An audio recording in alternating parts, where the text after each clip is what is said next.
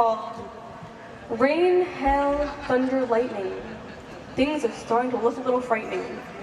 But don't worry, it doesn't end bad. Just go through the darkness and the light. It goes, I move with grace as I embrace the two-headed snake. The storm is coming, they warned.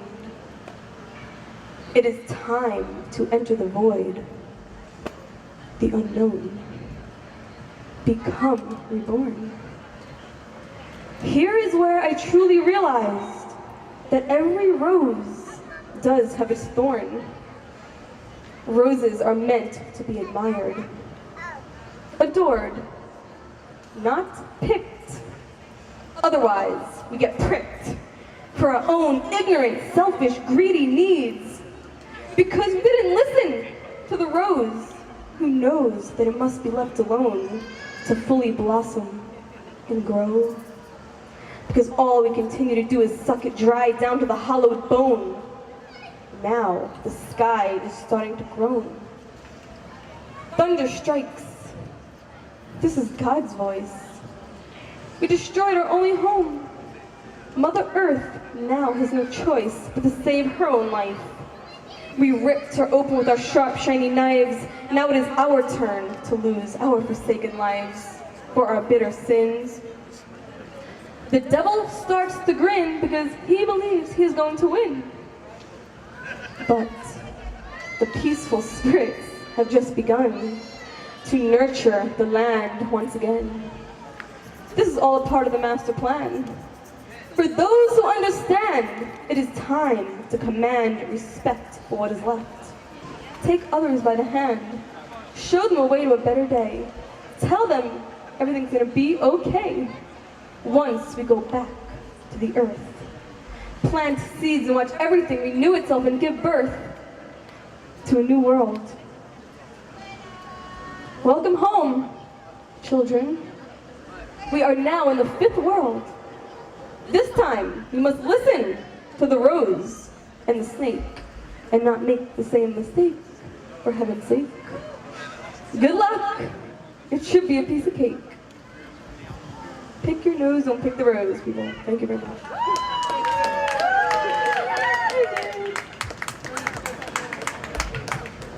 We're also talking to Caroline Casey, who knows a lot about the interaction between space and stars and Earth and trickster magic and astrology and how we're being so fluid today. Yes, it is. No, winter solstice always important, and we love this 5,125, 52 tunes moment. So it is a giant cauldron into which we want to throw and compost tyranny, befoiblement, all of that, and ladle out human manners and respect and humble. I think Mayan word for human means one who owes, and our word for human comes from humus, earth, dirt. Time, we ladle out, time for humans to be humble again, as is in the name, humbly, willing to cooperate with nature at this time of dire beauty. So whatever good intent, from many stories and traditions, we all want to engage it, for collective good. This is traditionally time of, the sun's light illumines the community's guiding story. So that's good. We want, the best of all traditions brewing in, and forgiveness and befoiblement and sifting through, and people's kindness of heart. Beautiful. Yeah. And how does Venus tie into this? Well, I would not presume the exquisite, cycles of Venus as Quetzalcoatl in Mesoamerica. All cultures have tracked the Venus cycle. For the Western mythos, astrology brings into all of us just the rise of Venus right before the solstice. It's the return of Venus from the underworld. It is the Inanna myth. And what she says to us is those who survive the journey to the underworld earn the right to be cultural trickster redeemers. So time of cultural hijinks. The Inanna myth, a large myth, people spend their whole lives on it, but in 10 seconds, she goes to underworld to grieve, to the funeral of an old age. So we are releasing the old age. That's useful. And then when she gets back, she lounges around. And then it says one day she's contemplating the wonders of her own vulva, how wonderful it is to be a woman. And the idea occurs to her that she will steal culture back from Enki, who is the god of wisdom who has become a tyrant. And this is very hip of the Sumerians. Any authority unchallenged will become tyrannical. Harvard, gurus, teachers, anything. So the trickster redeemer, she sets forth with her good friend, and being a woman trickster redeemer, she does not go gur. She gets him drunk with eloquence and poetry and stories and liquor. And as he gets drunk, he gives back to her what he's stolen, all these elements of culture called mes, M-E'-S. And the first is the erotic arts. He says, I give you the erotic arts, and she says, I take that. And then architecture and the language and astronomy, astrology and mythology and real estate, and I mean everything. She puts it back in her basket and she sails back to humanity, and the god of wisdom who's become a tyrant because he wasn't challenged wakes up and discovers it gone and sends demons after her, so we're not out of the woods yet, team. But she's so pumped up with friendship, power, eroticism, the joy of the adventure that she fends them off with alacrity. And that's how Inanna, the Venus part of all of us, in one tradition, restores culture to humanity, and then we can have a wise culture once again that cooperates with nature. There we go. So that myth is always good from 2,500 years ago, but very active now. So that's why I love this winter solstice as the birth of the trickster redeemer within each heart. And that any tradition is, any divination, any mythology is useful to the extent that it guides people to their own goodness and autonomy, as opposed to reliance on outer authority. So. Oh, thank you so much. I feel like we Alhamdulillah. learned all about it. Very helpful. It is my pleasure. Of the earth, wake up. Wake up. People of the earth, wake up. This is only the beginning. This whole world is gonna change. Moving on to more peaceful days. So wake up. People of the earth, wake up. The information we've been waiting for has already been given to us. We can create our reality, we already have it. Let's put in this up for belief and trust, yes. And we're all gods to look within. There's so much more to us than muscles, bone, blood, and skin. So wake up. People of the earth, wake up. You guys sing it with us? Wake up, people of the earth, wake up, yeah. This is only the beginning. This whole world is gonna change. Moving on to more peaceful days. So wake up, people of the earth, wake up, walk it.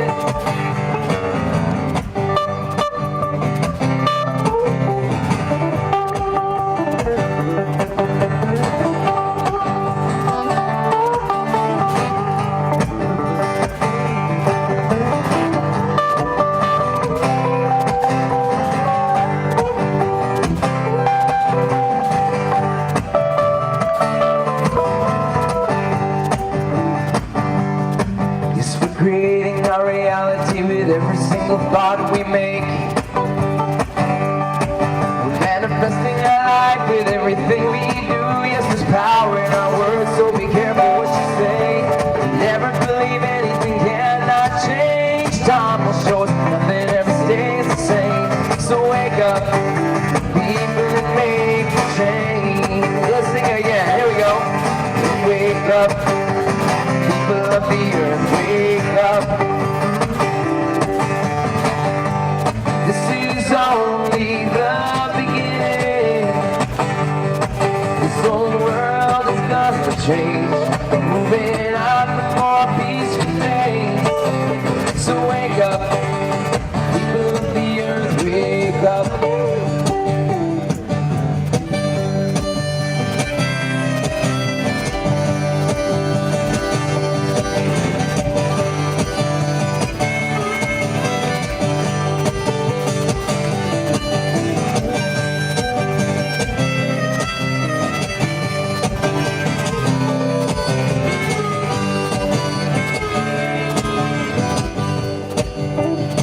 Español, despierta, gente del mundo, despierta.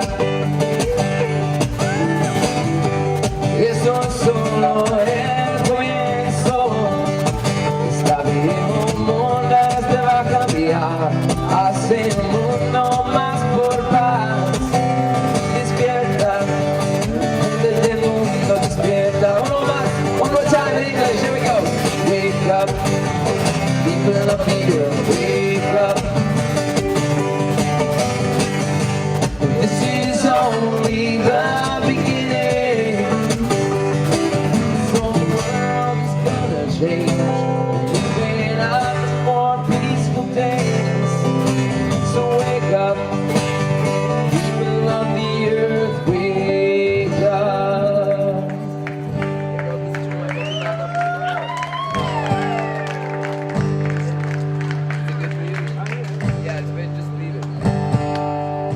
Bueno, gracias.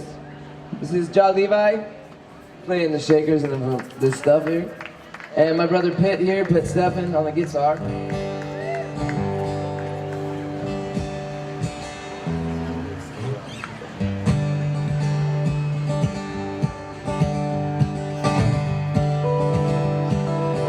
This is a new one.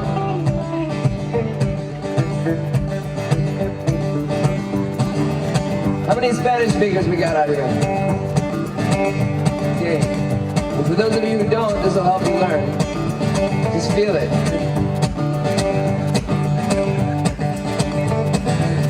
No tengo mucho, solamente lo que tengo. Hay mucha gente con mucho dinero, pero no necesito mucho para mi vida. Solo los frutas y los hierbas de comida. Sencilla casa donde puedo vivir. Lindas lugares que puedo visitar. Vidas bonitas para ser como mis amigas. Tal vez un día será una de ellas cosas. Poco a poco mis sueños se hacen realidad. Poco a poco miro mi jardín crecer.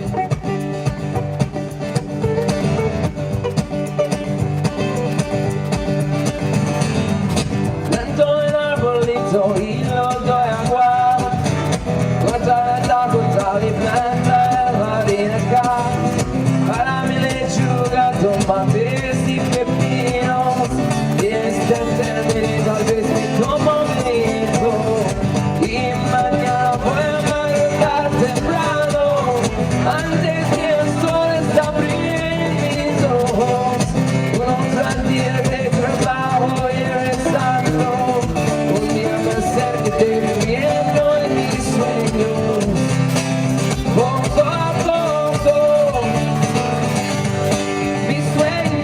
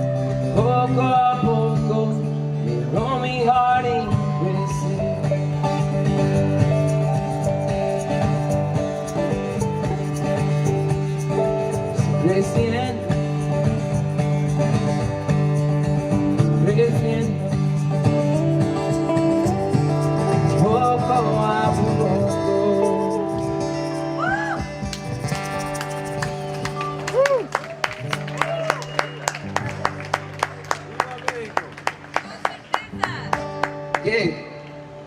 Gracias. Poco. That means little by little, for those of you who don't know. Poco a poco, little by little. This is everything. Everything we do, one little step, one at a time, you know? Right?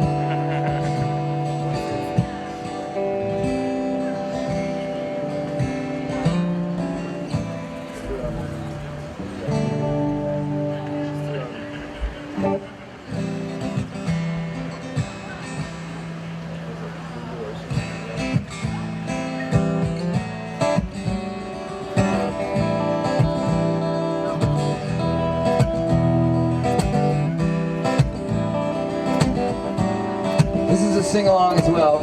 All the verses repeat except for the very end. So I think you'll figure it out.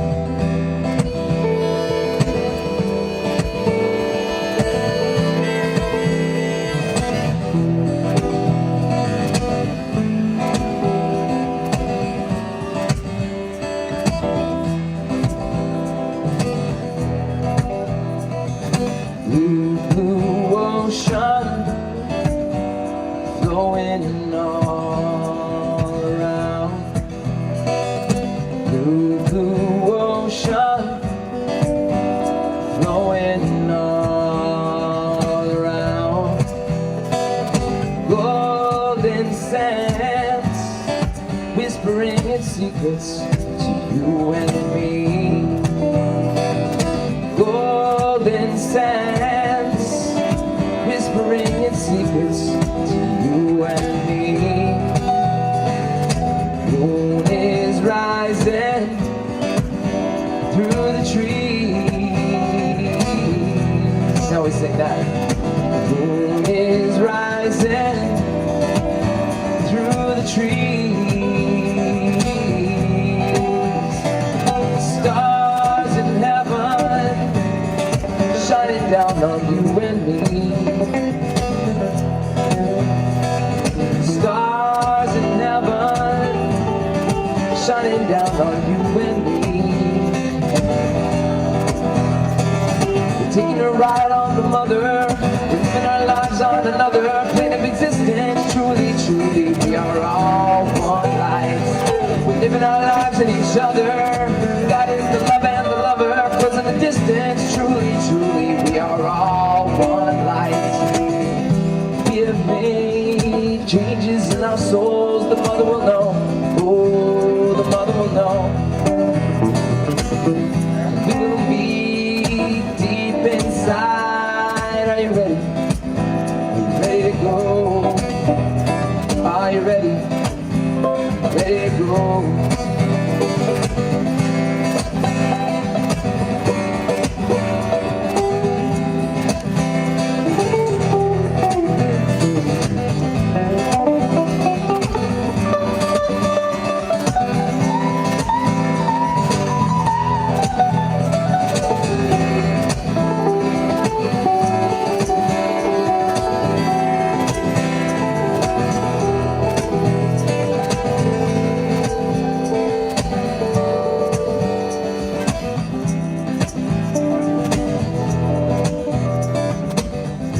Blue ocean, flowing all around.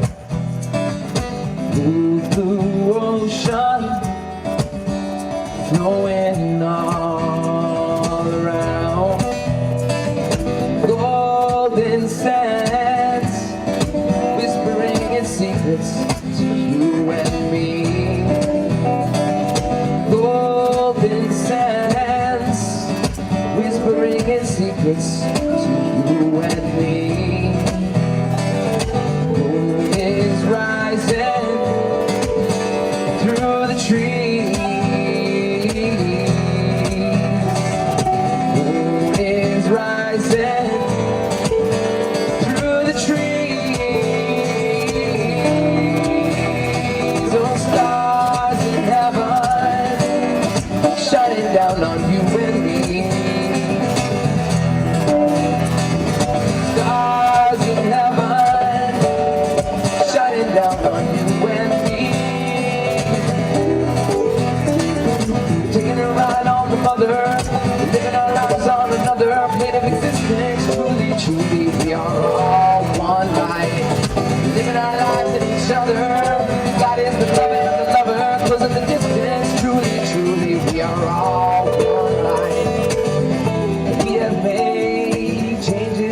souls, the mother will know. Oh, the mother will know. We will meet deep inside. Are you ready? Ready to go? Are you ready? Ready to go? Are you ready? Ready to go?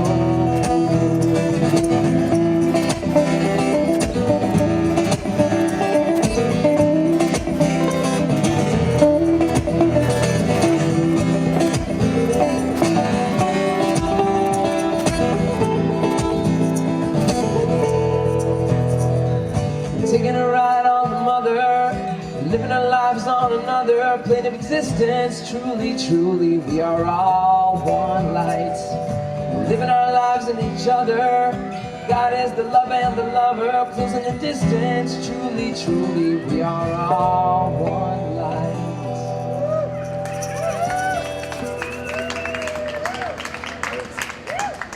Hello everyone, this is Heaven and I'm here at Synthesis 2012 for World Unity 2012. And I am so excited because sitting next to me are Kimberly and Foster Gamble, who just gave an amazing keynote speech. And we have an opportunity to ask them a few questions. So welcome.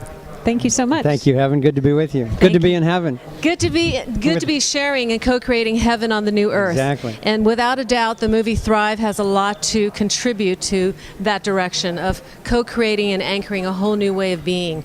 And I want to first of all thank you both for making that movie. And I've absolutely screened it and supported it. And we were just talking a moment ago about the greatest prison that people live in is the fear of what other people think. So you obviously overcame that in making the movie. And I want to ask you, what impact has it had on the lives of the people who are here today? Well, I can say that it's been, widely well received. There are over 1 million people a month see Thrive. Wow. And that's continued to be steady. So it's over 11 million people that we know about. And clearly each DVD is seen by more than one person. But it's 11 million people that we can count. And it's in 21 languages now. Amazing. And I think that what really is the sign of how it's impacted people is that our intention was to have it just be the minimum sufficient understanding that people needed in order to engage in more effective solutions. And so we created, at thrivemovement.com, we created a solutions hub, because really the movie was always intended as a trailer for the website. And the website was intended to be a tool for the movement and to empower self-creating movements already. And so this network of networks that we've created as a solutions hub at thrivemovement.com has, over 500 groups from over 70 different countries already signed up to share really the best practices of their solutions, so that each community that takes something on can look to the solutions hub to get information, lawsuits, petitions, artwork, flyers, whatever it is, especially the data that's used to make progress in one community can then be downloaded to facilitate in other communities. So that's really the impact, to see how energized that whole solutions hub is one of the ways that I feel most excited about the impact of Thrive around the world. Awesome. Thank you for answering that question. So let's just jump into my question to you, Kimberly, which is, what is going to happen in 2013? What new programs, projects, visions, and inspirations are you in the Thrive organization bringing out to help the planet transform? Well, Thrive is a really small organization. We intend to keep it that way. Okay. And so really we are about empowering existing individuals and groups and organizations out there who are engaged. So toward that end, what we're going to do is, we have the tool of the Solutions Hub, but we're going to be providing an online training to actually help use a whole systems 12-sector model of solutioning, where people get to identify their own, most passionate issue, and then what level of engagement they want to participate in. So on that note, may I ask you, what is the number one most passionate issue? I think the most passionate issue that we hear about is free energy. Free energy, yes. yes. People really want to, shifting the geopolitical dynamic in this world would happen most quickly if people had access to energy. Absolutely. And so now that we've been able, Foster and I have had the privilege to actually visit the labs and see the free energy. And so, in fact, what are we going to be doing in 2013? We're going to be doing a training to help with the Solutions Hub so that people can take that on, and we're going to be focusing on chemtrails, which is another core issue for that training. And another thing we're going to be doing is focusing on free energy and facilitating getting the scientists and the engineers and the manufacturers and the distributors and the funders and the inventors aligned in a way that we can really help vet and disseminate the most effective technologies, both for energy and for water purification and health, alternative health modalities also. How exciting. Those are two of the four things we're going to be doing. The other is that we have Thrive TV, and we're going to be creating video blogs, really focusing on the issue of liberty, nonviolent non-participation, toward using the principle of non-violation as the operating principle for all solutions, in our intention to get to really a whole new paradigm of social organizing. And so Foster's going to be hosting that video blog. And then the other thing we're going to be doing is marketing Thrive, which we've never done. So these 11 million people, it's all been word of mouth. And people have translated it into, now it's 21 languages. Have you covered all four? Or? Yes, so getting the movie out. Let's take a moment. And can you hear us? Okay, great. I feel it's important to reiterate, so let's repeat. Okay, so we're going to be providing a training for the whole system solutions strategy that we have in place. So we're going to be training. A training for the Solutions Hub. We're going to be continuing to vet and help disseminate and do what's needed to develop and disseminate free energy technology, including for water purification. And then we're going to be doing the televised blog around liberty and getting people with different opinions to have respectful conversations with each other as we navigate this new way. And then we're going to be marketing Thrive into the mainstream and having it be hundreds of millions of people who actually get a chance to see it. Beautiful, thank you. So my question here to you is the world waking up?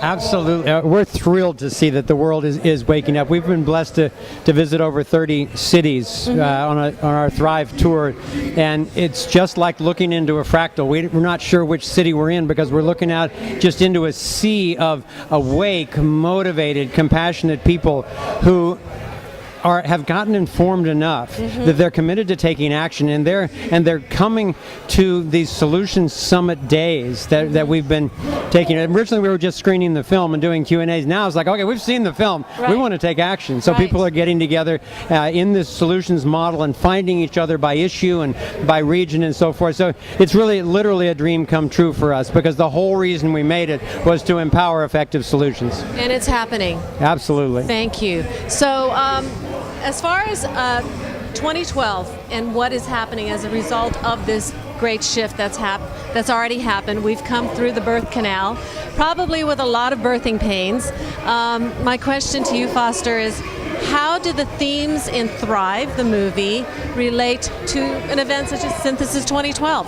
It's a wonderful question, and they're really simultaneous. That's the tricky part for people to get, that we have been in a period of major contraction worldwide in terms of people getting sick, getting in debt, getting dumbed down, wars and all the pollution and stuff, and an increasing police state. And unfortunately, that's probably going to continue for a little while. I think it's going to get probably more painful before it really releases. But at the same time, as we mentioned in Thrive, there is the strongest spiritual emergence in the history of the planet going on, and it's just the corporate media doesn't cover that.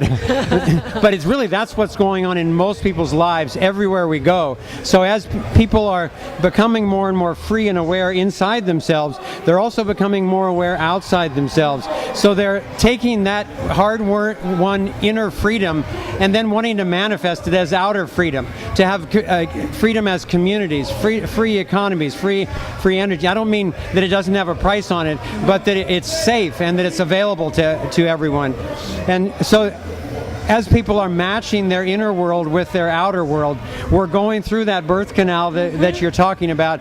And what we're seeing is the more informed people are, the more hopeful they are. It's because they've got a real situation that they can create real solutions to match. So it's really thrilling what we're seeing. I agree with you. And so now, as far as the birth canal, that brings up the next question. In your talk today, I really loved what you were talking about in reference to the feminine energy. Yes. Would you speak into that right now?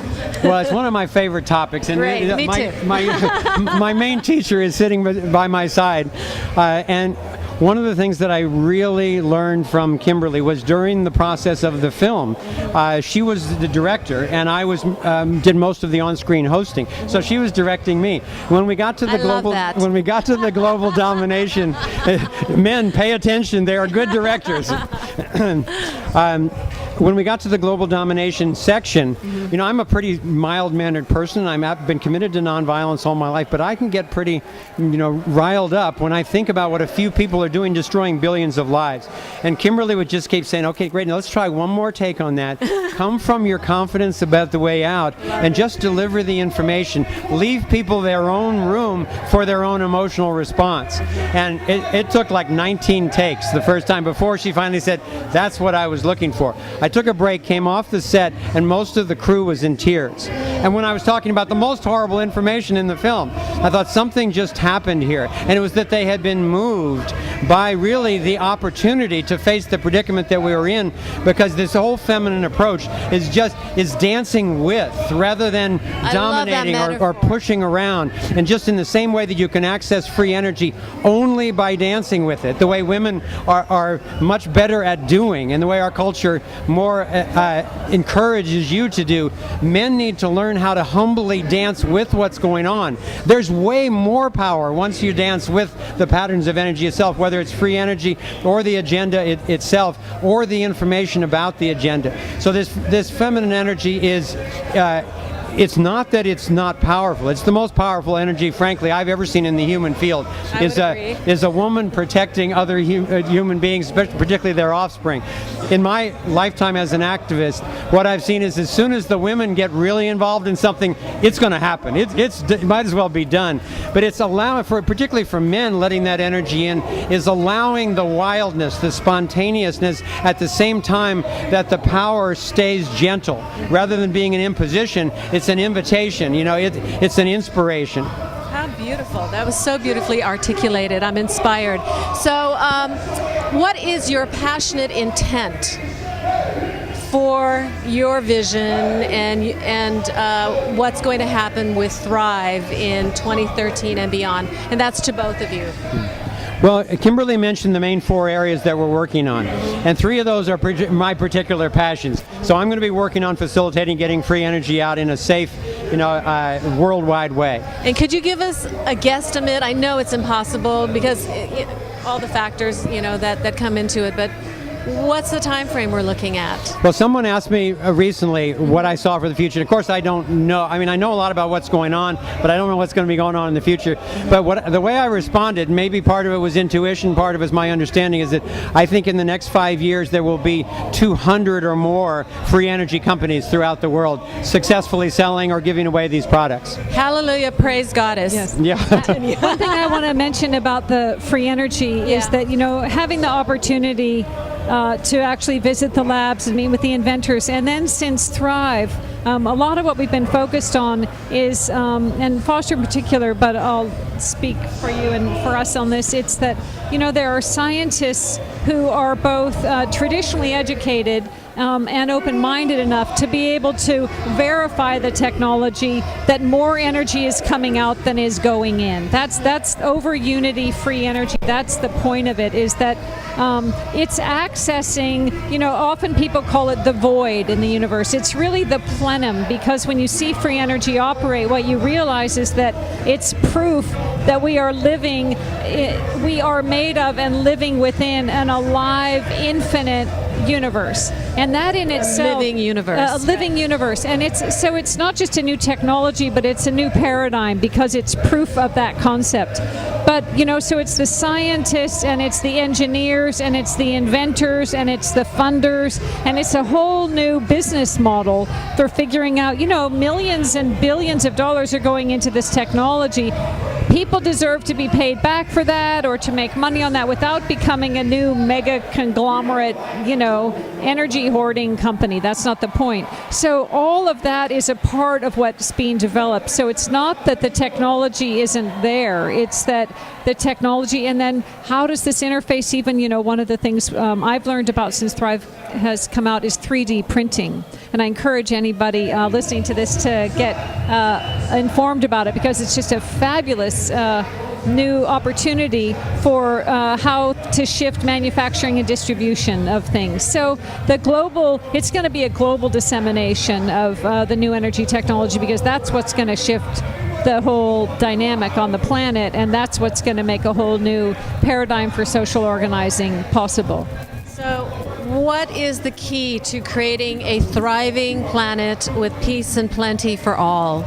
Something simple that, let's say, somebody who doesn't attend Synthesis 2012, somebody who's maybe watching the broadcast, what is something really super easy? First of all, I just have to mention the wonderful synchronicity that the band who's doing our background at the moment is called the Luminaries. Right. And they're the band that came out with the first major free energy song that went viral across the planet. They played at our premiere, and I recommend that everybody check out that song. It's just called Free Energy by the Luminaries, because it says it really beautifully. Yes, it does. In terms of a simple answer to there are no accidents, right? Yes. All part of the divine dance. So a simple answer to the question that you're asking about what's it going to take to actually create a thriving planet, and that was really the question we were asking in Thrive. For me, the essence of it is the torus, is this whirlpool vortex, because if we learn how that works and then design all of our systems in coherence with the way the universe designs a healthy living system, which is always toroidal in nature, then we can have an economy that includes everyone and doesn't have artificial blocks or counterfeit or fraud involved. If we want to access free energy, we simply dance with that toroidal field. If we want to have justice on the planet, then we recognize that the fundamental torus at the human level is every single being. It's not, well, what's for the good of the group? We'll violate these individuals for the good of the group. That's what every tyrant in history has persuaded people to do. And we need to graduate beyond that. We've come so far from the pharaohs to the kings and the priests and the communism and fascism and socialism. So we've come a long way to democracy. But it's still, if it's majority vote, it's mob rule. And therefore, in the early democracies, women weren't included and blacks weren't included, poor people weren't included. We need to take that next step and go all the way to liberty and justice for all, and that means no systems which are based on the violation of any individual against their will, except in real self-defense. So that means no authoritarian state. So we need to figure out how to do all of these things, how to do the money system and security systems and insurance and voluntary commerce and so forth. The good news is a tremendous amount of that has already been figured out by wonderful philosophers and economists and so forth that people simply need to find out about. And we're going to be talking about that a lot in 2013. And that which hasn't been figured out will be figured out easily by billions of people being freed up in their creativity. I love that. Kimberly? Yeah, well, I would say the same thing. To me, I'm not by nature a scientist. I'm more the social activist, and so to me it's the application of the torus in the form of non-violation. And I believe that the personal challenge that people go through in the process of waking up and coming into integrity with ourselves really begs the question of accountability. And to me, that's the interface with the whole notion of authority. And what happens when we abdicate our own responsibility and accountability to create the world we want to see because we think some government's going to do it for us. And the fact is they've never done it for us. And it's not just the responsibility, but it's our opportunity to do that. And I believe with non-violation as the guiding principle, I really believe that in my lifetime I will see not just free energy, but the paradigm shift that it brings in, it ushers in at the same time. As a woman, I appreciate your passionate intent greatly. Thank you. And Thank you. I would love to ask both of you, because you are both such an excellent embodiment and example of balanced partnership. And has this been something that has just been gifted to you by the universe because of your very high sacred calling to create a thriving planet, or is it something that you've worked on? I'm so totally diverging, but this is an important question. Well, I think that it required that we both really took care of knowing ourselves and being true to ourselves, so that what emerged was two whole individuals coming together. And so the whole, it's sort of the same answer in this notion of integrity and tending to oneself and then manifesting that out within an accountable, responsible way. Like we come at all of this from different sensibilities, but a shared core value and respect for each other. And what is that shared core value? I think the core value is one, really respecting, building the relationship on respect, and that in our manifestation of whether it's Thrive or the projects going forward, we always hold our relationship first.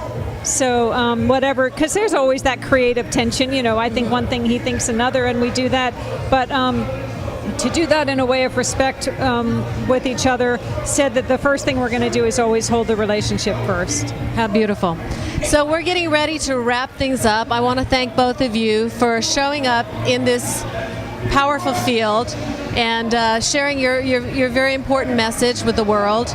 And I believe the world is waking up. And so whatever last words that you would like to share with our audience that might empower them even more to get engaged, please take I'd love to reflect for a moment on this shift that we're going through. Please. Because it's such an amazing, unprecedented time in terms of cosmic alignment. And these cosmic forces are very real. I don't understand them, astrology and that, a whole lot, but I know in just the little old moon can pull the entire ocean, several feet twice a day. And you picture these suns that are all lining up. It's an important moment, but it's not a moment that is going to happen without our participation. It's not happening to us. The field is being amplified, but it's up to each one of us to make that shift inside ourselves. And it's the shift toward letting go of the illusion of authority, of honoring the feminine, of realizing that at the same time that we're distinct from each other, we're also unified, and we need to treat each other that way. So I think that there's an opportunity here. It's like a sunrise, like the logo we have for Thrive, is that there's a light that is dawning. It's dim, but it's coming on strong, and each one of us has the opportunity in this turning to make it just an absolute luminous field of love. Thank you both so much, and this has been one of my favorite moments at Synthesis 2012, because what you're offering are absolutely very clear, tangible, grounded solutions so that we can birth the new earth and experience heaven in the new golden age. So thank you for joining us. Thank you so much. Great.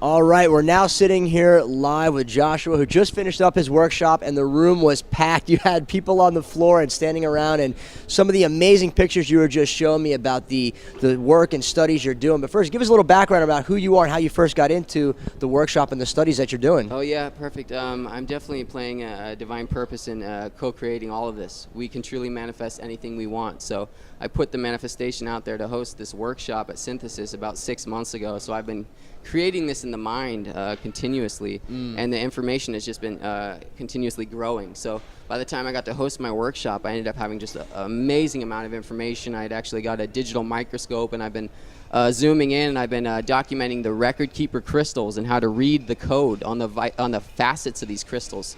So I have some beautiful images I could share, but that's kind of what I was bringing to the table. And we also had some very unique crystals that interact with the pineal gland, which kind of confirms that into our third dimension reality, that we do have crystals in our mind, and they are actually very receptive to the magnetic pole.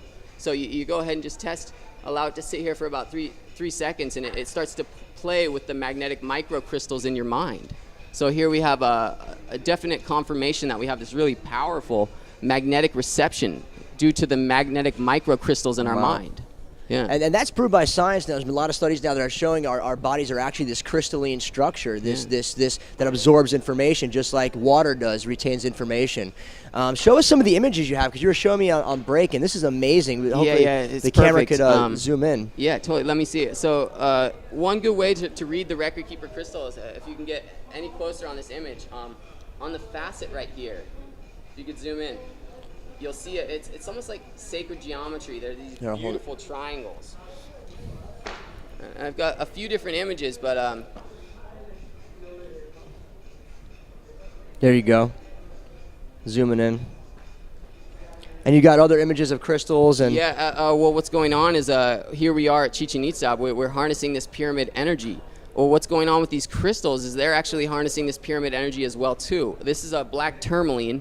And I found a few images where it actually has, it looks like similar to the pyramids at Giza, the 3 main pyramids. And when you zoom even closer on one of the pyramids, we have it's got golden capstone basically activating the pyramid on it. And there's different crystals. I've documented other images where you can actually see where they're, this is the one where you can see the actual 3 pyramids that almost are in exact alignment with the Great Pyramids of Giza, which is pretty interesting. And then we dig deeper to find that it seems like on a certain part of this crystal, they're actually harvesting this unique gold to create the capstone. So there is a microcosm here. Crystals are all very alive.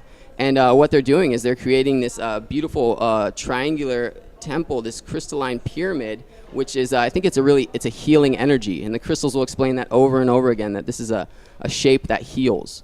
So that's why we're here. I'm sure that's what the pyramids are meant to do. They help us heal. It's a very powerful energy. And this one is very specific. You could definitely see the triangle on that one. Show that to them if you'd like. Yeah, an actual coating. This is a really unique crystal. It's one that my mom was gifted from a psychic 12 years ago and taught how to read the record keeper crystals themselves. And she finally gifted me this crystal, and it basically tuned to me and allowed me to start accessing all this information within these crystals. So don't ever limit yourself on the amount of information that crystals hold. They are all programmed. Certain crystals are actually, almost every quartz crystal is tapped into the Earth's Akashic record field. So if you can just go ahead and get yourself any natural quartz crystal and let that tune to your bodily chakras, it actually will start to give you access to this divine information that the Earth has to offer.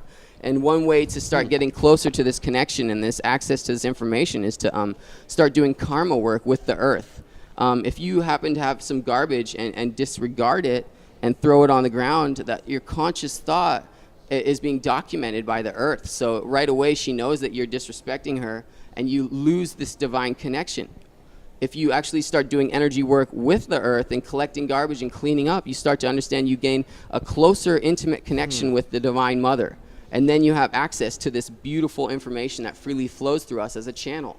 So here we are. We don't necessarily need the computer, the silicon chip to access this beautiful modern day Akashic record field of information. We can access it with the crystal within the mind. So that's what I've been working with. I've been working with the crystals in my mind and allowing myself to tap into this the Akashic field of information. Wow. Yeah. It's amazing. We're so blessed to be here in the Maya land, December 21st. I mean, it's such an honor just to be on this land and be with the Mayan people themselves and help bring in this energy. And we ourselves brought crystals to Chichen Itza and charged them up. And crystals talk to each other, they communicate. When they sync up to each other, when they touch each other, they actually communicate download information like the ancient crystal skulls. Yes, they definitely do. And that's kind of what's going on. The lost city of Atlantis, the Atlanteans, they were working directly with the seed crystal, and they would plant crystals in the earth. And what was going on when they were planting these seeds is truly the earth is silicon dioxide, the crystal is silicon dioxide, and it shares its information. So if they plant these seed crystals full of knowledge in the earth, it truly shares that knowledge with the rest of the earth, allowing almost every crystal that births out of the earth to be holding that information. So now you just know you can go get yourself a beautiful crystal and be tuned into this information as long as you're doing light work and work with the earth. Wow. Now you also have some other amazing images here, but one of them I want to definitely talk about was the Burning Man Shout out to all the burners out there. Yeah, but the Burning beautiful. Man, look at that. Explain what you built there in the playa, because that's just some amazing. Well, this was very unique. Burning Man is an interesting topic. Everyone said it was so hard to get tickets. How are you going to get a ticket? It's sold out. And I just, of course, I'm a master manifester. So what we did was I just verbally put it out there that I was going to manifest my tickets to Burning Man. And you want to hold this for a second? Absolutely. And so what ended up happening was I got gifted 2 tickets, and I got to build crystals on the playa. So it wasn't like I was grasping at a possibility at a $300 ticket. No, I got gifted 2 tickets and was allowed to build these crystals on the playa. So for me, it was manifesting squared. We truly had manifested one of the most powerful art projects into the creation, into that collective grid at Burning Man. And it was a very powerful feeling. We created the pyramidal structure, the hexagonal frame of the crystals, wrapped them each in canvas, and then had a separate artist paint each chakra point. And then I put this sacred Merkabite calcite on the top of every crystal. So it was pulling in ether energy, harnessing it through that crystalline frame. Then we lit up the insides with an iridescent light that let that energy radiate outward. So people could truly just walk the chakra alignment and have this divine alignment by just walking through our art project. It was really powerful, so I got to share knowledge with everyone. Wow, that's amazing, and you got lots. Yeah. It's cool. It's amazing but that's what you're talking about. It's the law of attraction. It's everyone has it. It's the synchronicities, and if people pay attention to that, you can get into that energy flow. Yeah. Once your intent is pure, and you put that energy out there, and you yell it out to the universe or say it out loud, the universe captures that and will manifest it. Yeah, truly blessed that you brought that up. It's one of the most powerful things we talk about. Yeah, we are all co-creating this, and once people start to understand the synchronicities that life has to offer, it's just recognizing the signs. And it's beautiful. When you start acknowledging these beautiful signs that gets represented in front of your face over and over again, you start to experience these beautiful synchronicities. Just acknowledge it. So yeah, here we are. We're trying to basically merge our unique collective grid that we've created here at Synthesis with the overall global collective consciousness, so we can merge this synchronistic, powerful feeling that we all get to have. Absolutely. Well, the whole rest of the world should be experiencing these synchronistic moments where you're walking down the street in Mexico and a cab drives by with 4 of your friends in it and picks you up. You know, there's like trippy stuff like that. You're like, wow. And neither of them knew each other. They're all different friends from different locations, yet they were all in one cab together. It's these kind of things that are bringing us together, and where you start to question, well, am I truly the center of my own universe, co-creating every bit of this? And yes, we are. We are all playing a powerful role in truly co-creating this magical realm that we live in, the third dimension reality. And everybody experiences it. You know, you think of a friend you haven't talked to in 5 years, and they call a second later, and you're like, oh my God, it's so random. It's not random. If you do the numbers on that, it's astronomical, because it happens to everybody on the planet every day. It's just realizing that flow is the key to get into. Yeah, I'm so glad that you guys are even doing this work that you're doing. Thank you. The fact that you could interview me and I can possibly get this information out. I mean, I held this beautiful workshop. I don't know if anyone documented it, but here we are. At least I get to share some of this information. It's pretty quick and basic, but we do have a magnetic reception with the crystals in the mind.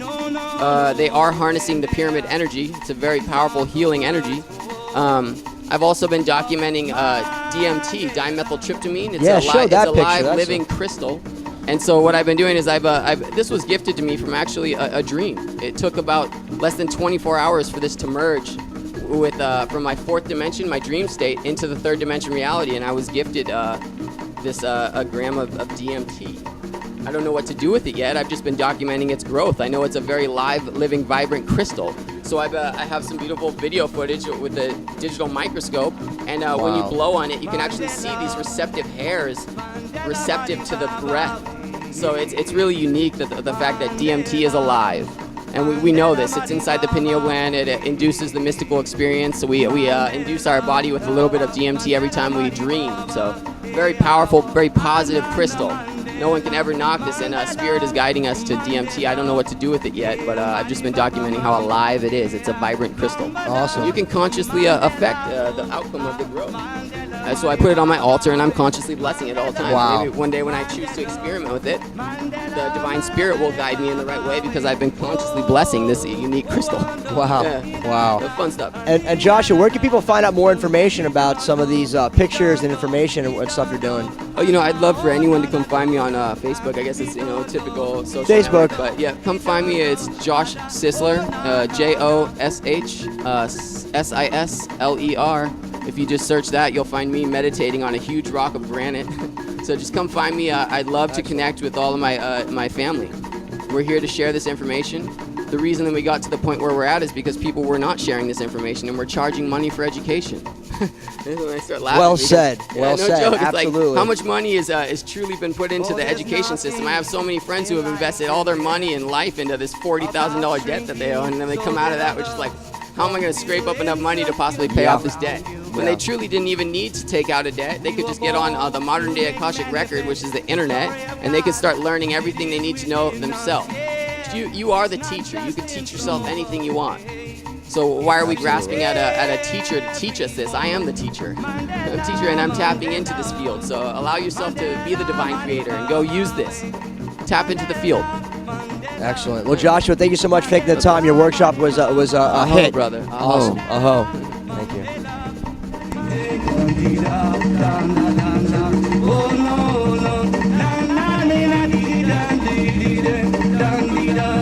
Singing bear has been blessed with a beautiful daughter. Oh no, no, no, no, no, no. Oh, yeah, yeah. And we have been blessed by a new age people, yeah. Are you ready to go? I am. I've been waiting for a long time. Yeah, yeah. Waiting for a long time for this, you know. Yeah, yeah. Wandering, landing. I think of Mandela, yeah, as I move forward in this new time, yeah. Oh, no, no, no, no, no, yeah, yeah, yeah, yeah. Oh, no, no, no, yeah, yeah, yeah, yeah. Mandela,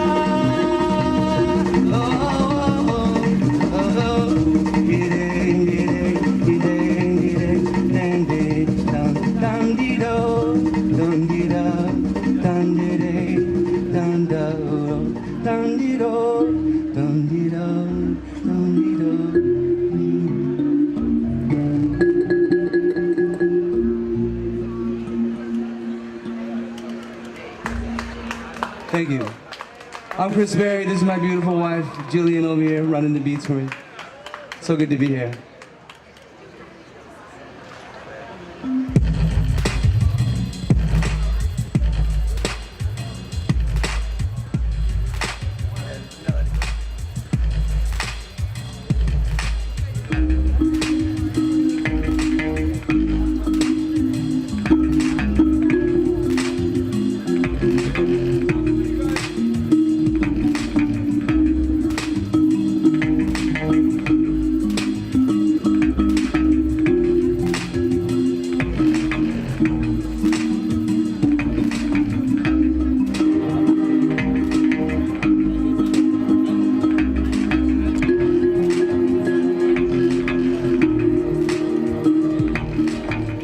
Shot down in the streets, yeah, I heard the young boy cry, yeah.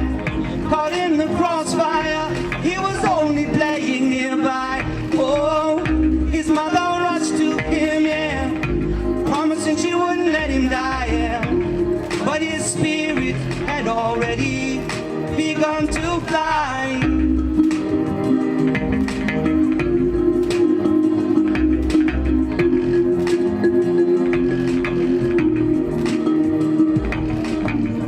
Child soldiers forced to spill the blood, yeah, of the brothers and the sisters, yeah, of the ones they love. I lay down by a river of tears, yeah, and see, I had mine. Oh, yeah, I'm wondering for how long shall we trade blood for wine? Oh, no.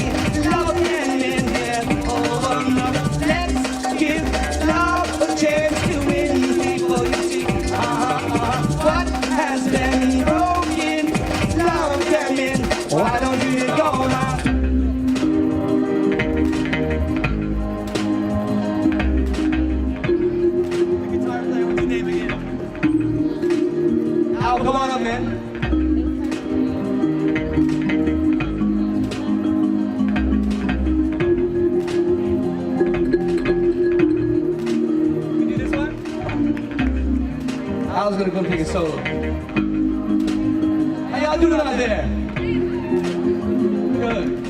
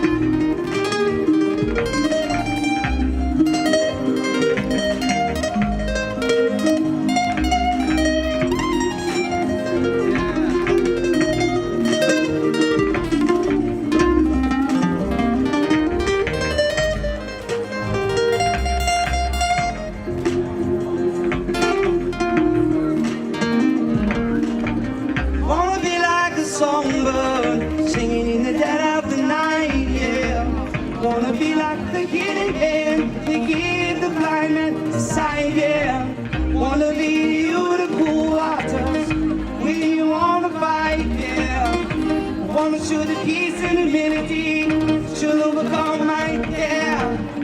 To pull much is given, much is required, yeah. I know things in our life may be one desire, but the universe will never give you something you cannot overcome, yeah. Every single one of us was born to get our job done. So now I lay down by a river of tears, yeah, you know.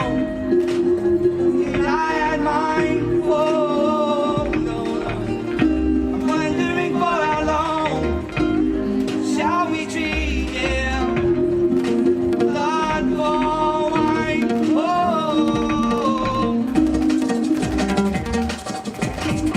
I don't know what's happening.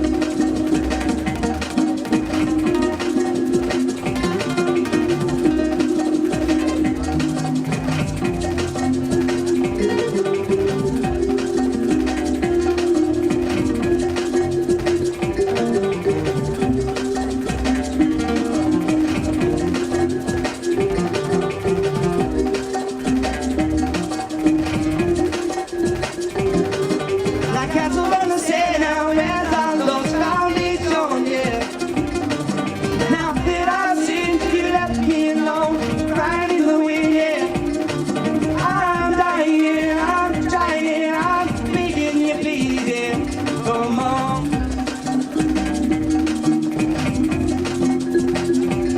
I was down for you, I was there for you, I was loving you. Whenever you call my name, people, we are just family, family, family. Everybody, we are one family, family. Oh, can't you see? We are one big earth family, family, family. One giant big family, family. Yeah, come on, why don't you just call my name? I'll be there for you, loving you. Whenever you call my name, I'll be down with you, loving you. Why don't you just call my name?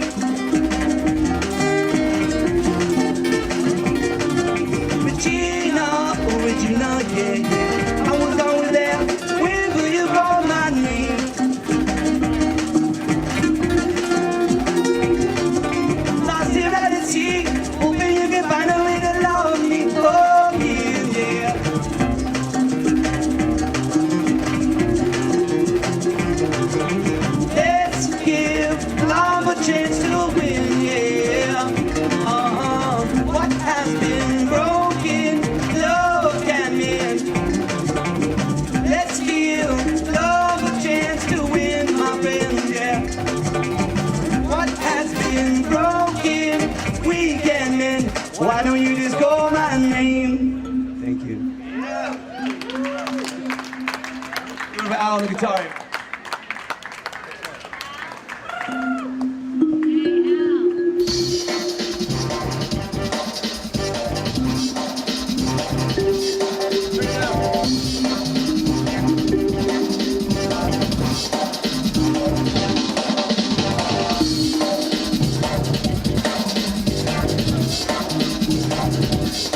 I don't believe that fear to go down in its own shadow. I don't believe that jealousy to ride me into the grave.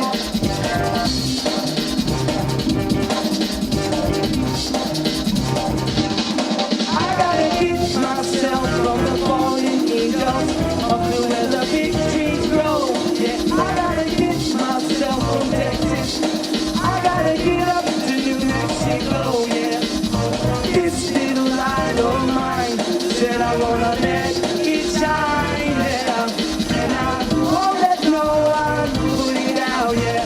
I'm gonna let it shine. Cause when you curse the darkness, you block the light, and you join the battle, you lost the fight.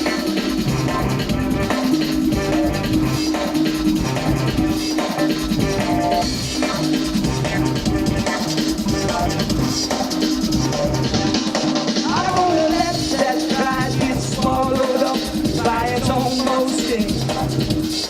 I wanna let that blind revenge devour itself, yeah. I wanna let that jealousy ride me into the grave. I wanna leave that hate squeezing the blood from its heart, yeah. Walk through the valley of judgment, yeah, but myself I tried to judge not. Was it not about the foolishness of judgment? All of you voices been by, yeah. I'm grateful the time I did first said, yeah. Lost in fears like this night. See, it's only confusion, yeah, that keeps us from the light. You see, cause when you run a battle, you lose the fight. In the curse of darkness, you lost the fight.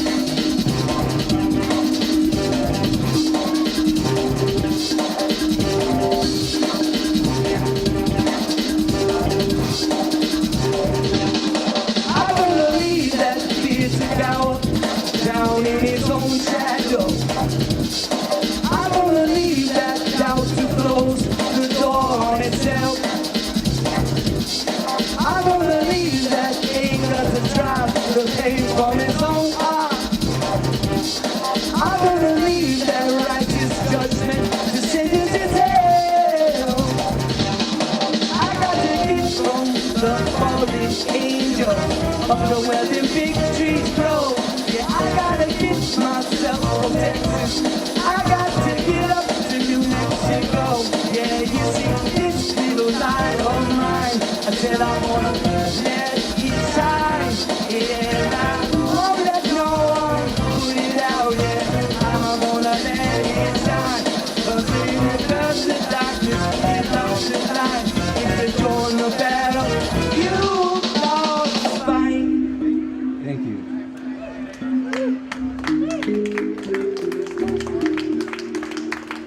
By the way, this is I'm playing the mbira here. This is called the mbira, sacred instrument from Zimbabwe.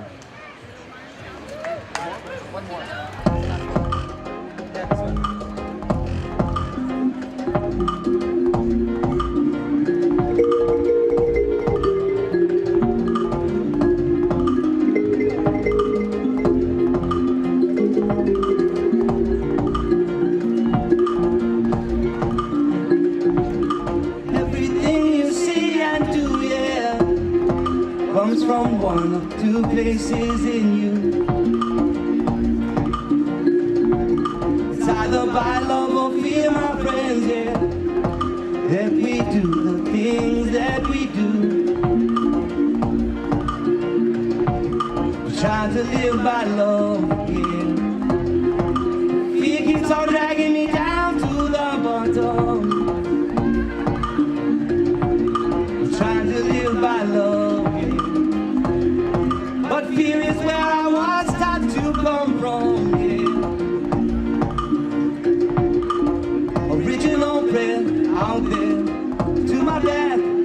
was sworn, angels on my right, ancestors to my left, saying, into the flesh you'll soon go, forgetting all that you now know.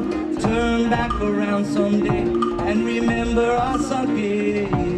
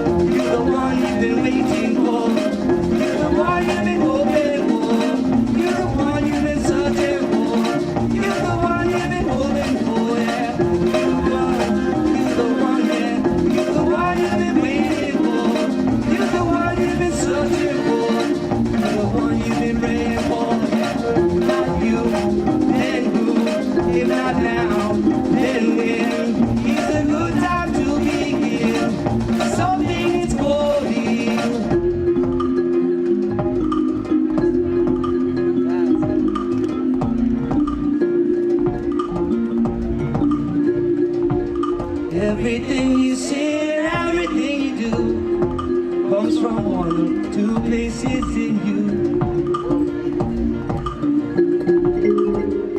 Either by love or fear, my friends, that we do, yeah, the things that we do. Try to live by love, yeah. Fear keeps on dragging me down to the bottom, oh, down. I'm trying to live by love. Fear is where I was taught to come from. Original prayer out there. To my destiny I was sworn. Angels on my right, ancestors to my left. They were saying, to the flesh you'll soon go, forgetting all that you now know. Turn back around and remember us again.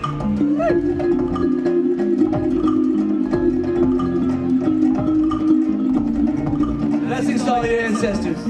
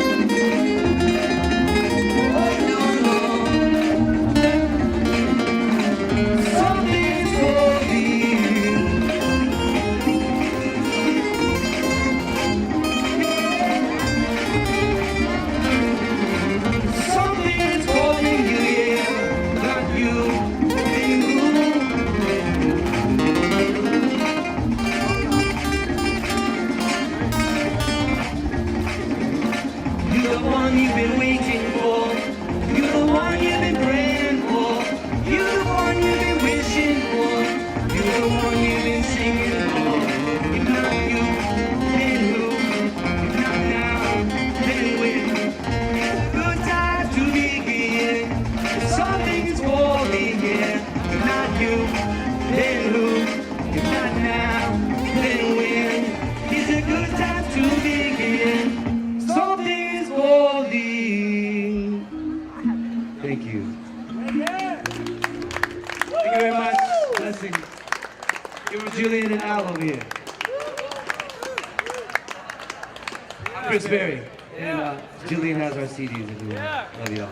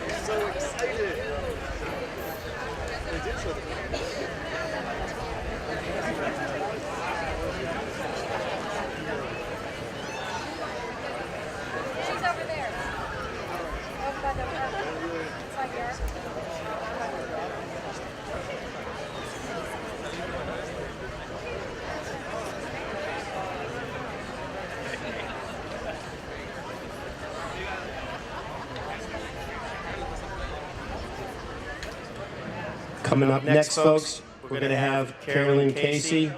Caroline Casey, give her a hand. She's a weaver of context, conjuring a culture of relevant and reverent ingenuity. Come on, everybody, give her a round, warm synthesis welcome. Yo, team of Apocalypse Pharaohs, absolutely. So I have Muti here, which is tobacco, coyote hair. Muti, as we know, comes from the South African Sangomas. We have a little quiet, oh, there we go. So Muti means power and medicine. True power is that which heals, and we know that we gather to invite power into the world. We know that one of the essences of the winter solstice all over is for humans to invite in the power of the sun to illumine the painting at the back of the cave, going, we proffer a template. Here, animate this story. So we say, oh, compassionate trickster within each one of us awaiting this moment of dire beauty, open the path before each one of us that we may be of maximum good while having the most serious and dedicated fun. Ha! Now didgeridoo team.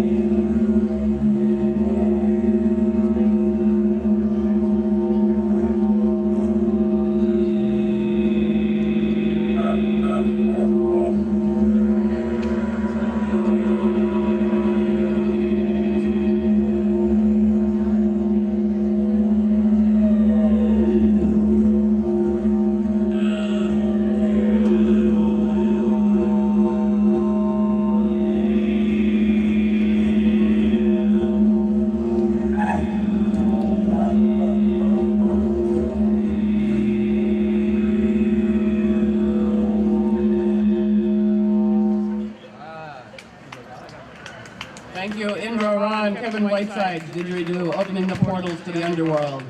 No more exquisite culture than Maya culture has been the commerce between worlds, and we are here. We say, in many translations of the vase of the seven lords that shows the seven lords of time gathering to create time, August 11, 3114 BC, and regathering either December 21st or December 23rd. Here we are. And they are reconvening at Chichen Itza to set the world in order. We go, all right, so this could be the time, the seven lords of time walking amidst us, disguised as, the most unlikely of people.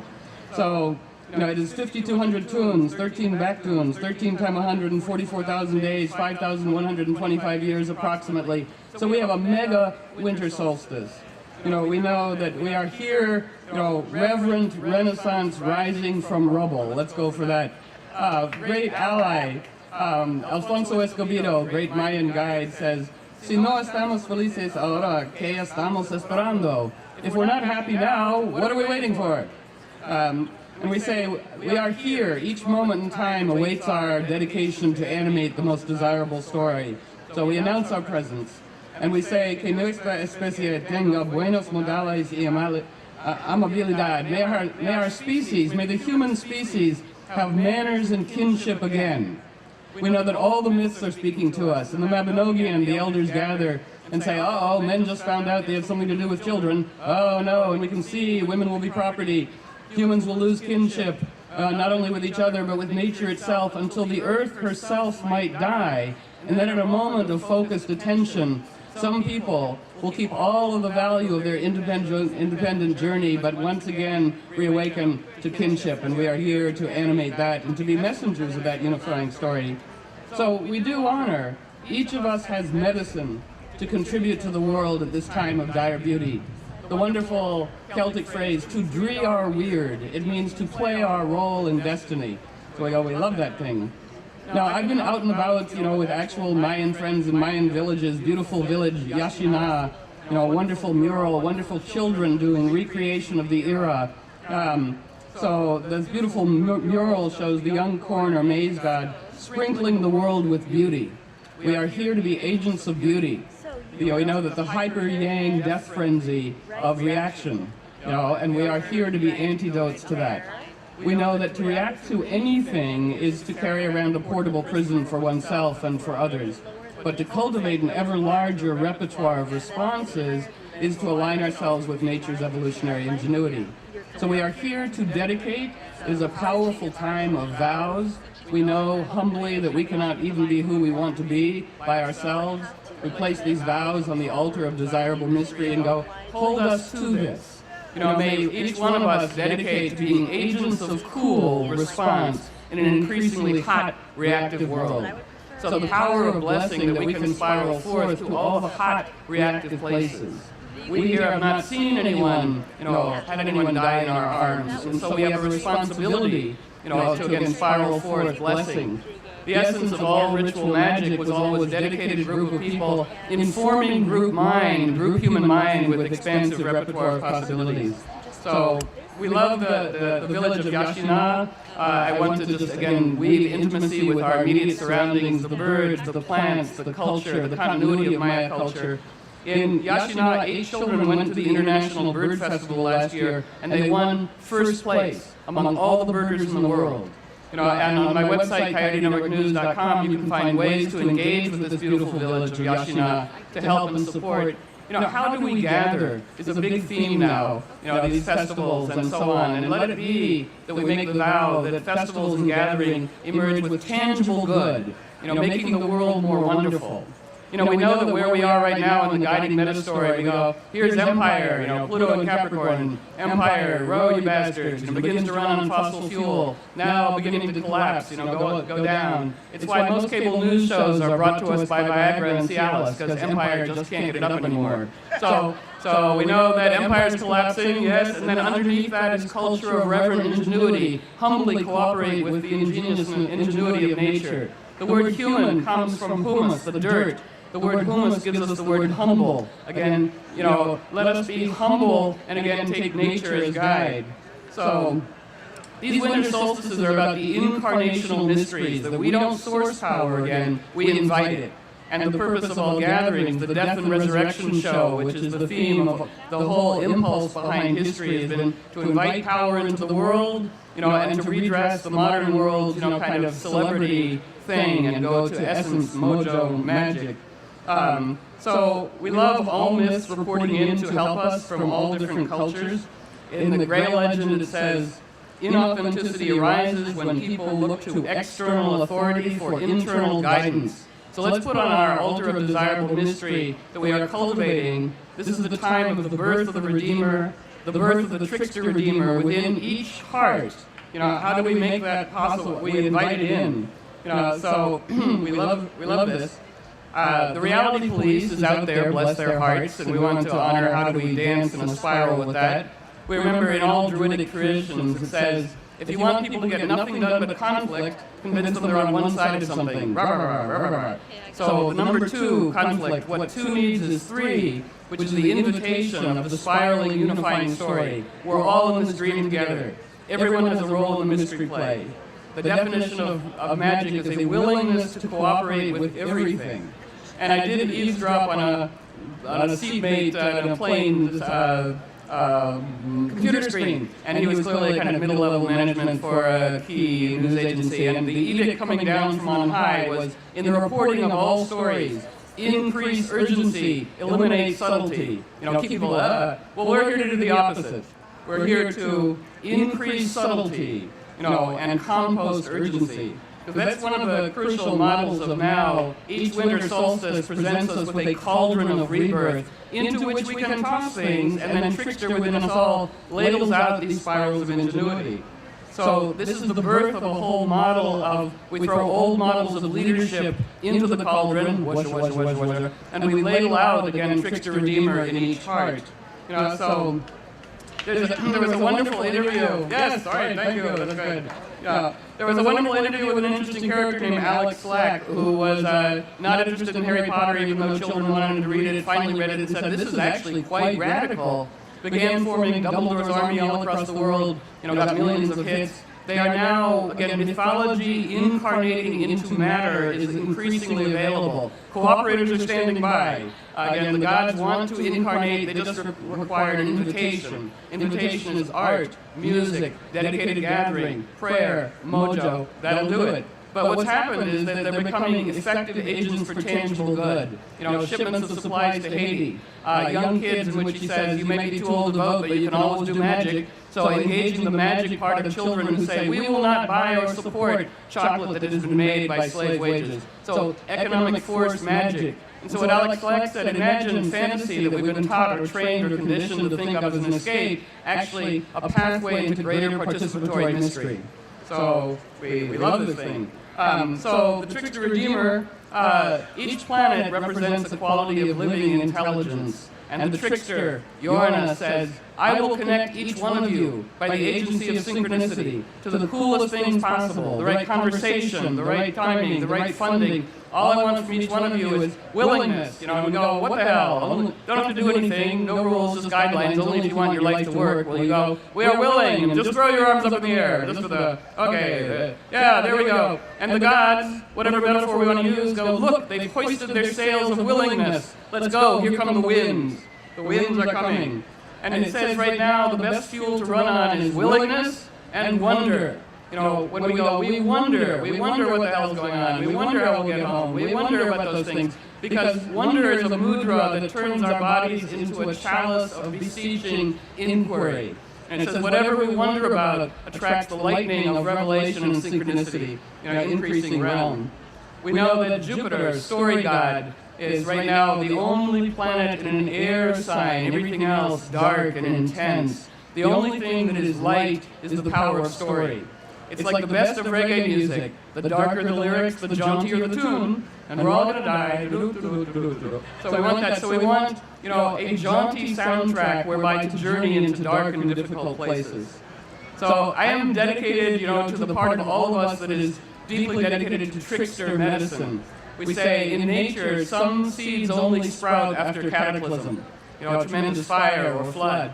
By analogy, some parts of ourselves only begin to bloom at a time of dire crisis. And it's the part of us that loves against all odds. Going against all odds? Perfect. And again, it is nature's evolutionary ingenuity.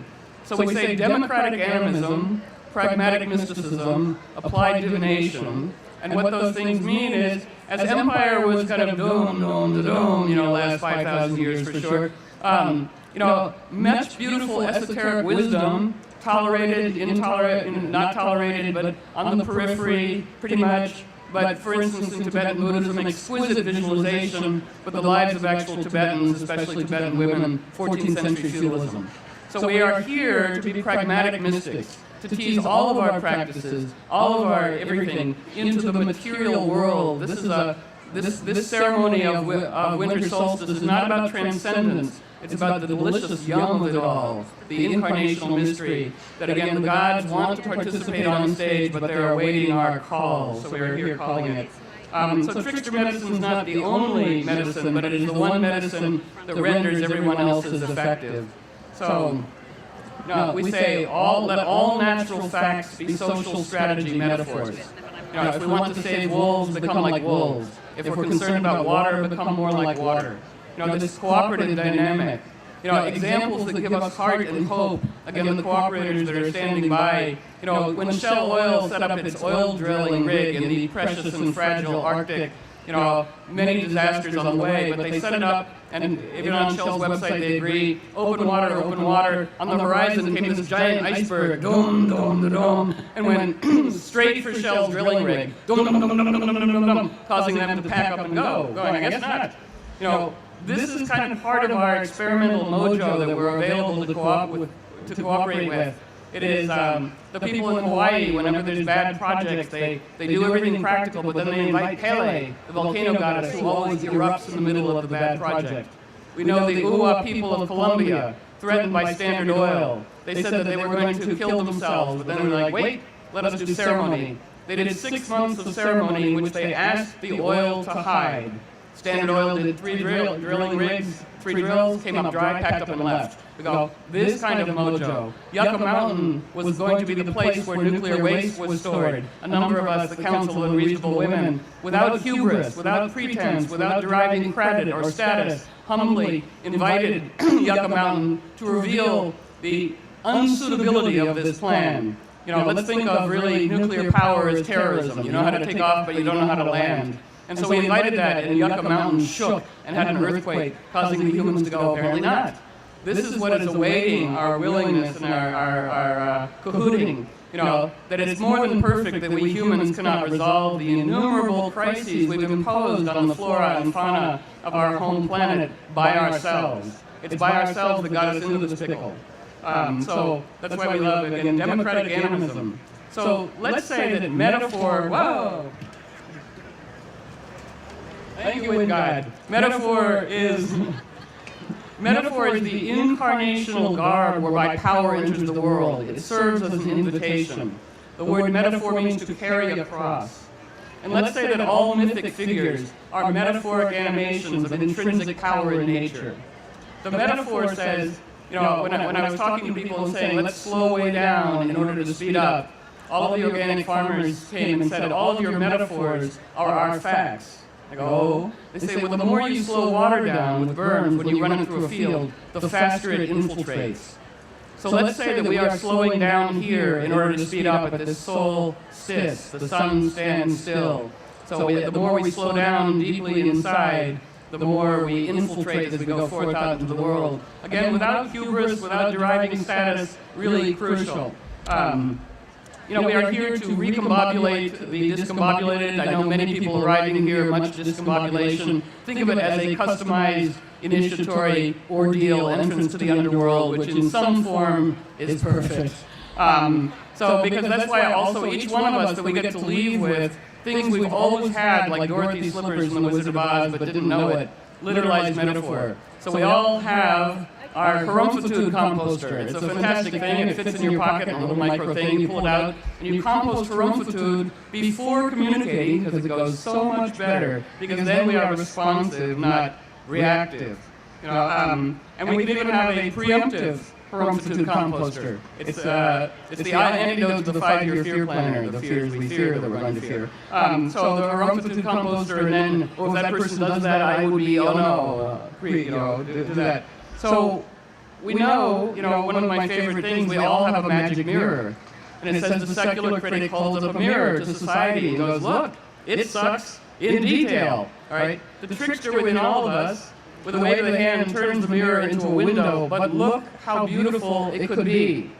Let us say we are creating the soundtrack for a global renaissance as a humble dedication. And then with another wave of the hand, trickster within all of us turns the window into a door. Let's go there. So again, critique and blessing. We say critique without vision is complicitous with empire and dominance, no matter what progressive label we stick on our ass. So part 1 is critique, then the blessing. May it go well. And the blessing does not have to be realistic. That's the trick of the reality police. It can be a council of wolves come on in and bring wisdom to each person's heart whenever they turn on the television. Anything, a phantasmagoria. So we want to be, let our language match, our intention. We know our brains are metaphoric. When we use the word fight, we're going to fight for peace, or we're going to fight global warming. The gods chime in and say, fighting global warming, that's very hot. When we say the word fight, our brain has a cascade of cortisol and adrenaline, like, ugh. So we can choose anything. Trickster says we don't care what you humans do. We care the manner in which you do it, that it be from freedom and choice as opposed to default setting. So Trickster encourages us all to be willing to move our emotional default setting to woof woof wanna play. Just there, because then it's our manner of relating. Is it an offering, serves democracy, or an imposition, serves empire? If somebody, woof woof wanna play, if they don't, no problem. If we have a reaction, it wasn't really an offering. These are just useful things to keep in our pockets. We carry with us also a tyrannometer.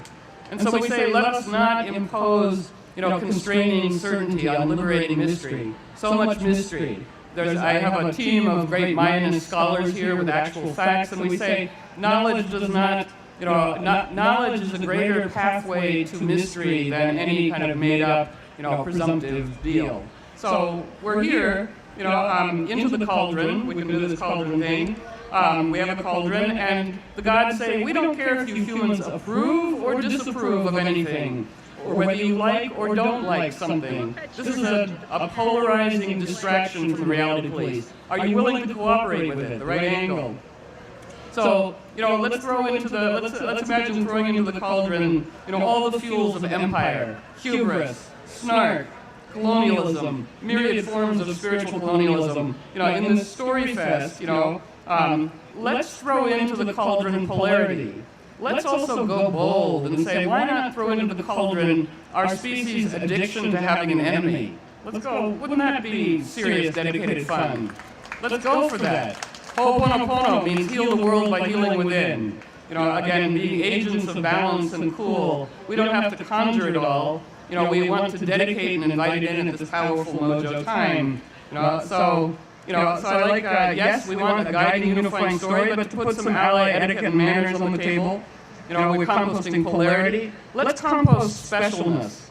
Because specialness is kind of a celebrity deal. Let's ladle out uniqueness. Each person who cultivates their uniqueness, it liberates and encourages everyone else to be unique and to cultivate their medicine. So no elite. Let's have no stories about we, special, informed, 144 people, everybody else unconscious. No, we are inviters. As empire goes down, culture, reverent ingenuity comes up. It is our task to invite everyone, all beings, come on over from that which is collapsing to that which is coming up. Great ally Alan Watts says, no sense clinging to the rocks that are falling with you. It's like, come on over here. So, so it's also, many people from many countries, we don't want to be xenophobic, but American culture has a hard time distinguishing the con man from the trickster. But in fact, it's the latter that liberates us from the former, our real trickster. So polarity into it. Yes, all these fantastic things. The notes are not necessary, apparently. All right, zooming along there. That's good.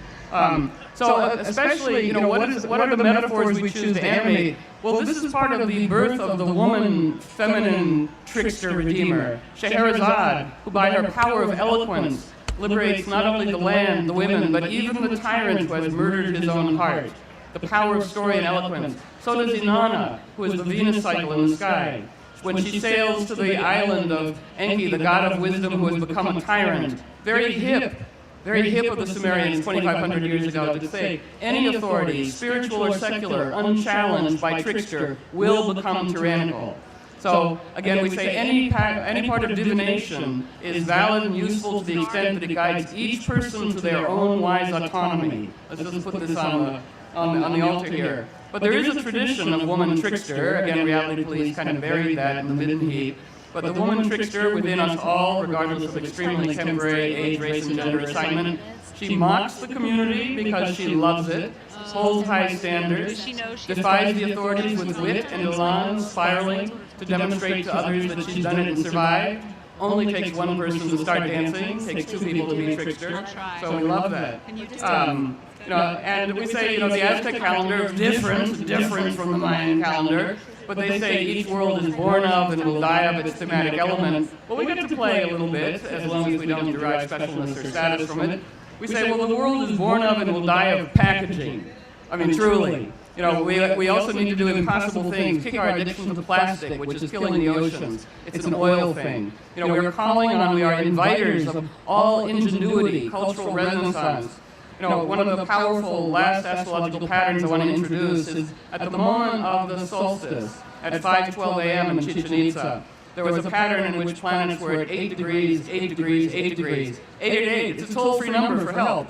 And we go, and what were the planets involved? Saturn and Scorpio going delve deep, critique. We want to look at decay, absolutely. Pluto, Lord of Death, at the degree which is angel carrying a harp, again, redemption. And Jupiter, storytelling at 8 Gemini, which is quiver of arrows. We have so many ways to be, so many ways to be messengers of lightness, making light of darkness. But the most powerful part of that is when you get that kind of pattern, which is fairly rare, it's called the Phoenix's Song. And before the phoenix bursts into flames in mythology, she sings this glorious and beautiful song, and all of creation stops what they're doing and is reminded of what is truly important: beauty, art, kinship, reciprocal blessing, symbiosis, mutual aid. And then the phoenix bursts into flames and is reborn. So again, in a non-special, non-important, but humble way, each one of us is a backstage whisper to each one of us saying, "Oh, each human, what is your phoenix's song, and in what form will you sing it?" And we go, this is not requiring a snappy answer. It wants wonder and willingness. I love the esoteric novels of Michael Gruber, in which he has an indigenous person, who's Moye, who knew the world was ruled by Ryuksit, the harmony of the different children of Haguar, tree, rock, snake, fish, bird, all together. And what was not Ryuksit, harmony, was Siwix, disharmony. And one did not love the disharmonious. But according to a friend, one could love disharmony, and by loving it, change it into a harmony, and not only that, but a better harmony than had been before. Just take this into your hearts. To love disharmony back into harmony creates a greater harmony than existed before. It is part of what we carry with us in our magic backpack. There's a wonderful saying that says, leaders don't care if they're hated as long as the people don't love each other. We say leaders don't care if they're hated as long as the people don't love the earth. Again, democratic animism unfurling. So we say, let us be terraists, restoring the world. We say, can the unifying story of Earth dissolve the false boundaries of nation-state and finite games?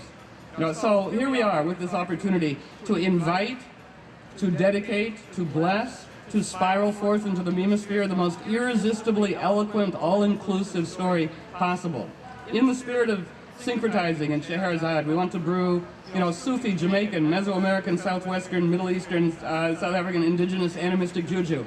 A friend of mine, Bob Goff, who works on Native American reservations with ingenious, efficient energy, wind farms, he says, the health of our Mother Earth, HOME, is what we are here to do. So there are many ways to play, coyotenetworknews.com, but again, let us first say everything that you think of and everything we've mentioned into the cauldron, on the count of 3. Let's just go everything into the cauldron. 1, 2, 3. Oh, well, that's pretty good. Okay. I know you're all tired. Okay. And then just for the fun of it, there's a wonderful exhortation, which is kind of an expression of our willingness. It is the word alley-oop. And the word alley-oop is used as an exhortation to signal the start of an activity when coordinating efforts to lift something heavy. You know, it is the French alley-oop, the cry of a circus performer about to leap and do something difficult, but with group support.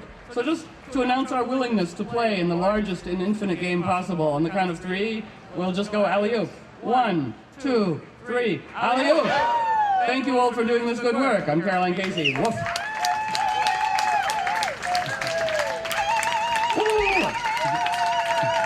Thank you. Thank you, too.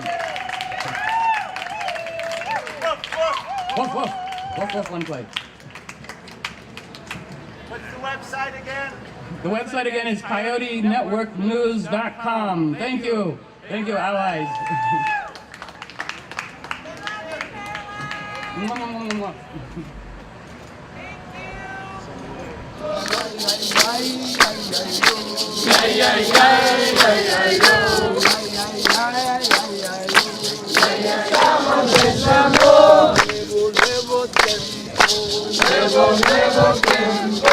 Gracias a los viejos, gracias a los viejos, gracias a los niños, gracias a los niños, gracias a los viejos, gracias a los viejos, gracias a los niños, gracias a los niños, nuestros antepasados, ay, ay, ay.